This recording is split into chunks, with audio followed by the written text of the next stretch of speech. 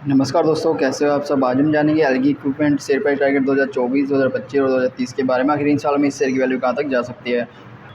तो दोस्तों, इस वीडियो में हम कैंडल स्टिक वगैरह के बारे में बात नहीं करेंगे। इस वीडियो में हम सिर्फ जो एक्चुअल चीज़ है उसके बारे में देखेंगे। इसके बाद जो है आपको खुद पता चल जाएगा भी हमें कंपनी में लॉन्ग टर्म के लिए निवेश करना चाहिए, शॉर्ट टर्म के लिए निवेश करना चाहिए, क्या कंपनी अच्छा परफॉर्मेंस दे पा रही है पिछले 5 सालों में, क्या कंपनी के शेयर की वैल्यू में आने वाले सालों में बढ़ोतरी हो सकती है, काफ़ी ज़्यादा गिरावट देखने मिल सकती है। ठीक है, वो पूरी वीडियो देखने के बाद आपको ये सारी चीज़ें पता चल जाएगी।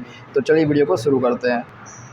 तो देखिए, सबसे पहले दिया हुआ है कंपनी की प्रोफाइल। जो कंपनी की जनरल चीज़ें है वो सब आपको यहाँ पे देखने मिल जाएगी। कंपनी का जो स्टॉक रैंक है वो 392 है और मार्केट कैप वैल्यू 20,829 करोड़ की रही हुई है।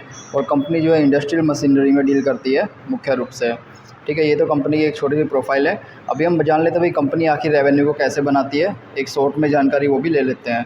उसके बाद जो है हम एक्चुअल रिपोर्ट को देखेंगे, क्योंकि दोस्तों अगर हम इसमें निवेश कर रहे हैं, ऑलरेडी निवेश किया हुआ, तो हमें ये तो पता होना चाहिए कि भाई कंपनी आखिर करती क्या है।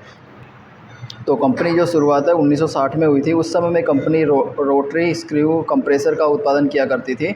फिर कुछ सालों के बाद कंपनी ने टेक्नोलॉजी के साथ खुद को ऑपरेट करते हुए कंपनी जो है ऑयल फ्री स्क्रू कंप्रेसर को बनाना शुरू किया। कंपनी ने 2002 के साल में दुनिया का सबसे छोटा स्क्रू कंप्रेसर भी बनाया गया था। कंपनी का मैन्युफैक्चरिंग प्लांट भारत के कोयम्बतूर में स्थित है। कंपनी के द्वारा बनाई जाने वाली प्रोडक्ट्स को नीचे दर्शाया गया है। तो देखिए, जो ये सारी प्रोडक्ट्स है वो कंपनी के द्वारा बनाई जाती है। अभी इसमें जो है पूरी लिस्ट को देख सकते हो।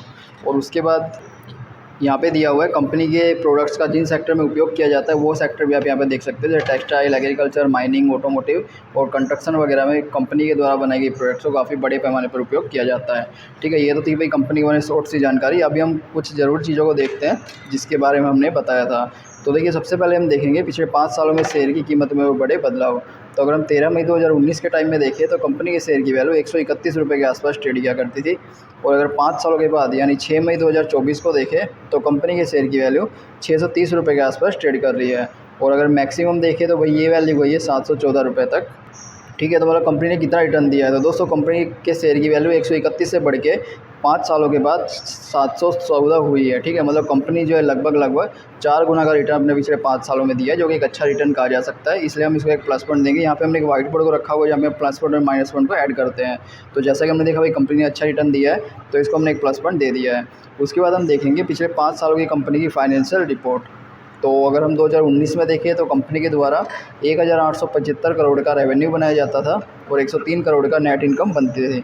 ठीक है, और अगर 5 सालों के बाद 2023 में देखें तो कंपनी का रेवेन्यू 1800 से बढ़ के हो गया 3200 और नेट इनकम 103 से बढ़ के हो गई है 370 करोड़। ठीक है, मतलब दोनों में काफ़ी अच्छी बढ़ोतरी हो रही है। इससे कहा जा सकता है कि कंपनी फाइनेंशियल रूप से लगातार ऊपर जा रही है और अच्छा रेवेन्यू और नेट प्रॉफिट बढ़ता जा रहा है, जो कि एक अच्छा संकेत है। तो इसको भी हमने एक प्लस पॉइंट दे दिया है।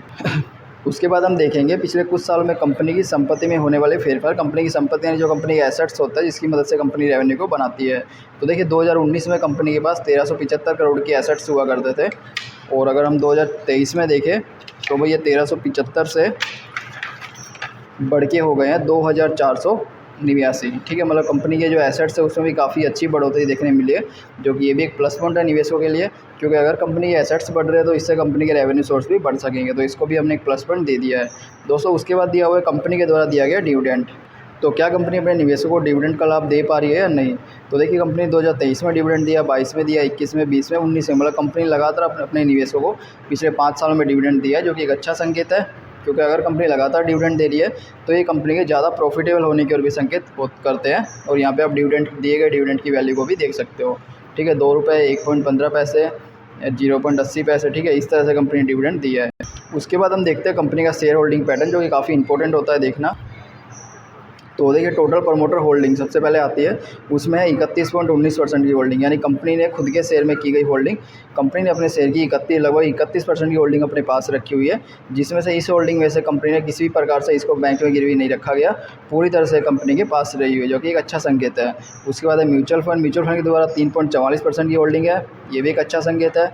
अदर डोमेस्टिक इंस्टीट्यूशन जो भारत के बड़े इन्वेस्टर हैं उनके द्वारा 1.54% की होल्डिंग है, ये भी एक अच्छा संकेत है। विदेशी इन्वेस्टर 29.54% की होल्डिंग, ये भी एक अच्छा संकेत है। और रिटेल इन्वेस्टर 34%, ये भी एक अच्छा संकेत है।